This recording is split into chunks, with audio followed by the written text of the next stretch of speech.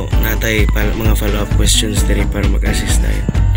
So do you understand kuno nga nung 1/8 represent a part of the job done by a pump A in 1 hour? So kani sa 1 hour kuno 1/8 sa tank. Yani 1/8 sa tank ang puno sa pump A. So example, napoy lang example kung mahuman nimo imong homework in 2 hours. So makahuman dai ka ana. So pala nino inang una-una na to nga constant din siya, dapat constant ang imong giansiran o imong performance, dapat constant din siya. Kay usahay man gud na dili constant, pero kanisa ato mga problems una na to di na ta kay mag-overthink. Yan unano kung nailahi nga problem nga lisod kaayo. So kinahanglan mag-take up ka ato nga problem og taas-taas ka oras. So dili ka makahuman og katunga sa mga word problem sa imong mga assignment in just 1 hour. So ang 2 hours kay mao man nimo siya tanan, pero dili gyud bahin-bahin ana, di ka mag-overthink una na. Ikani siya dapat mga constant man ni siya nga work. Gani inang kwan ba kanang ara na siya sa hypothetical nga world nga kwan gani nga hypothetical kanang nga constant gani yung kalisdo ng imong pagtrabaho, constant ang minahuna-unaon. Kay amo ta kung lisod man ni sa homework po, kay lahi-lahi man ang kwan, example lahi-lahi 5 ka item o 6 ka items niya, lahi-lahi ang kalisdon. Usay mag-take up kag lahi nga time, ina na gani mag-overthink kag butana. Pero dili na ka mogawa sa given nimo. Di ka mogawa sa given nga. Nga naay mas lisod na mas sayon kun dili imong gihatag naman diri nga na kay homework na madan nimo in 2 hours. So di na ka mo mag-overthink nga ngano ka kung may mas lisod o mas may sayon, no, na sa atong homework. Pero diri kay amo lang kung unsa ang given nimo, di na ka mag-dwell, di na ka mag-overthink og maayo sa gawas. So then you can get 1/2.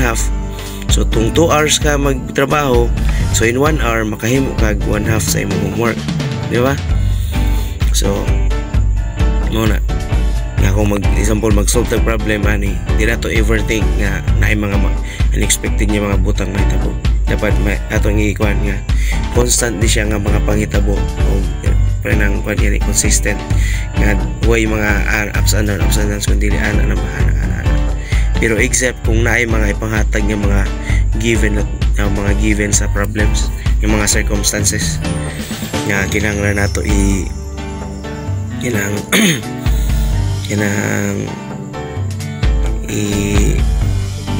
i-consider, like ang pump A sa tunga-tunga samtang gas gakwan.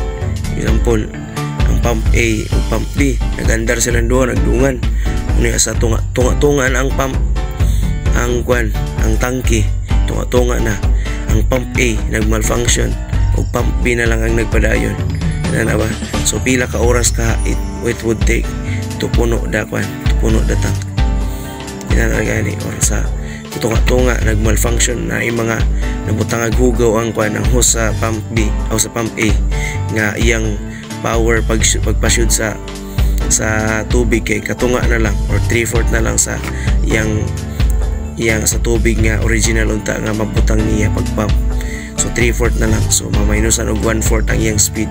Ina na ba ato nang mga consider kung yatag sa given, pero given sa atong circumstances karon sa grade 9 di pa pud kayo ina ka complicated ang mga problems. So di kita mag-dwell gawas sa given nato no sa labi na aning mga word problems. Kaya sa mamong guna ang kadiskrasyahan, labi na kung overthinker nga ano ka kung ina na. So maimo lang tanawon gyud ang given, kung sa ang given unsang circumstances sa given. So ina na no, di kaya ta mag-overthink. So sa example 2 naman, Teresa and John are going to work together to paint their living room. So si John makapaint siya in 8 hours, o si Teresa can paint the room in 10 hours. So kani lahi na po ang given. So how long will it take them to paint the room if they work together? So di ba sa last atong problem na ang work together, kung 6 hours kuno ilang mahuman nila kung ang pump A ug pump B magtinabangay. Kunya ang gipangita nato ang paspason sa pump B. Pero Diri naman sa PCAS problem nato na ang given ang sakang Jan o sakang Teresa. So in context pa sa example 1, given ang pump A, given ang pump B, ang working together, ang wala. Pero diri kay mga tao mini magpaint nagpaint sila sa room. So si Jan 8 hours siya, it would take Jan 8 hours and it would take Teresa 10 hours to paint the room. So kani diri dapat yung example na choices. Dili ka maguna-una nga malapas sa 10 hours ang ilang pagtrabaho, malapas sa 8 hours or malapas sa 10 hours. No, kay mao man siya pinakataas nga oras. Mao na siya pinakataas nga oras nga mahitabo nga possible man answer. So dili na gani ni mahimo nga possible nga answer kay magtinabangay man sila nga duha. So dapat mas gamay sa 10 or di man ato maingon permi nga mas gamay sa 8. Mas gamay gid sa 8. Mas gagmay ani nga mga numbers. No? Atong mga possible nga mga answers. Kay nagtinabangay naman sila nga duha. So mao na dili man ato ma-answer nga 10, di po na ato ma-answer nga 8 kay nagtinabangay naman sila. So kung naay sa choices, naay 10, naay 8 or mas tako pa sa 10, ay di na siya pwede mas tako sa 8. No? So atong read na po, mag-read na po ta. So determine what you are looking for. So ang X. So ang X nato diri, ang atong ihimo nga let X kay ang time it takes them when working together. So kung silang duha magtinabangay, no, pila kuno ang oras it would take. Pero sa mga sa kani nga work sa pagbintal. So ato gyapon siya in terms of 1 hour. Nakita nato in terms of 1 hour gyapon kay para mas makuha nato, mas mahinam-hinam. I-explain naman ako to sa first na problem.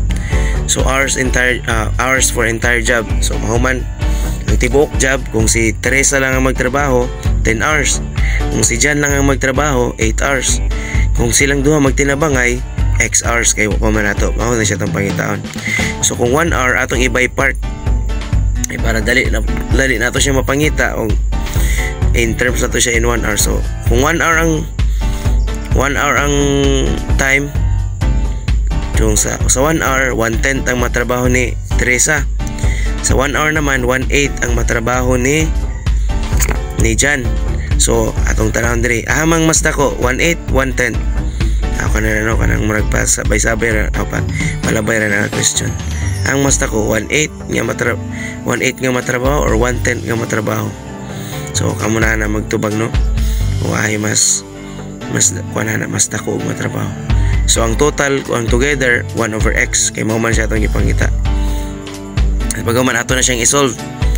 So ang atong i-write ang equation, then ato ding i-solve mag-solve for x din ta. So again diri ang gipangita diretso kay wa siya nagamit gyapon sa common nga mga denominators. Iyang gipangita diretso ang LCD. No? Kung common denominators man mahimo man nga 80x. Since nagamit siya sa LCD, so LCD diretso 10 atong i-listing 10, 20, 30, 40, 50, 60, 70, 80 na.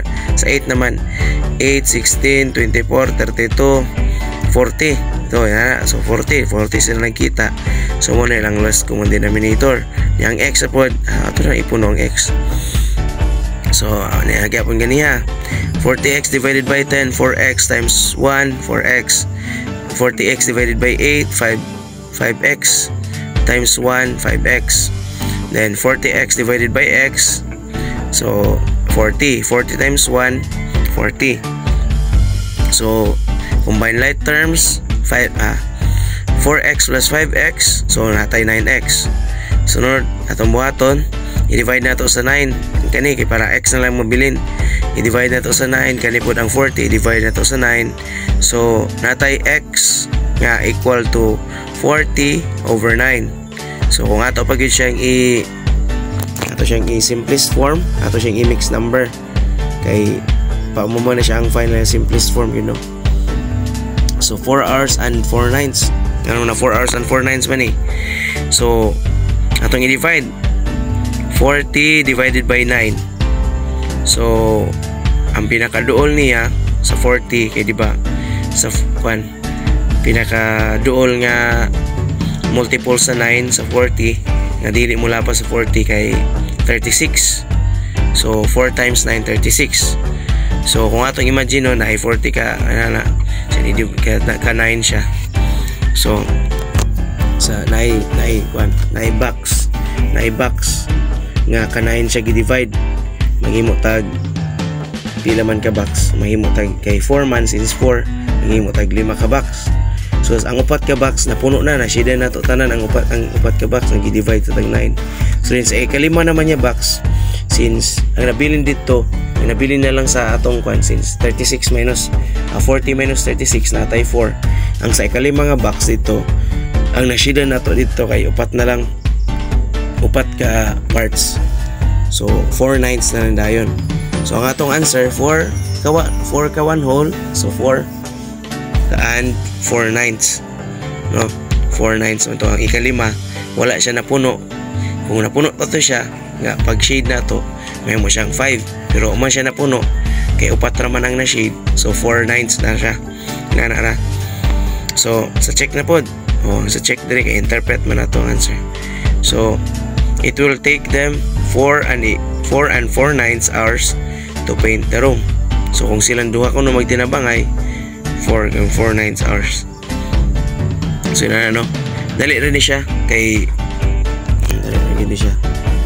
Ang kuan diri, ang problema na nato diri kung dili tahanas labi na pag-solve sa solve for x o kanang dili gan ita master nang wala to na master ang pag-solve for x labi na diri na addition of rational expressions man siya o then solve for x dayon sa equation o sa pag-interpret pud sa problem mao na siya ang atong pinakalistan diri. So practice na nato para dali ra ni siya, para mas sa dali ni siya practice na nato ni siya ang pag-add sa rational expressions o pag-simplify sa pag-simplify kag anang pagkuan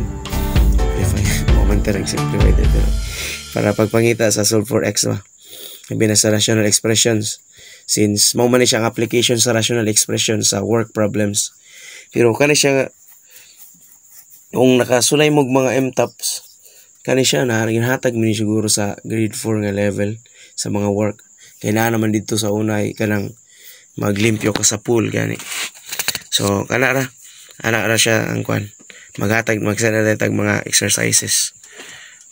So lang amping mo, God bless.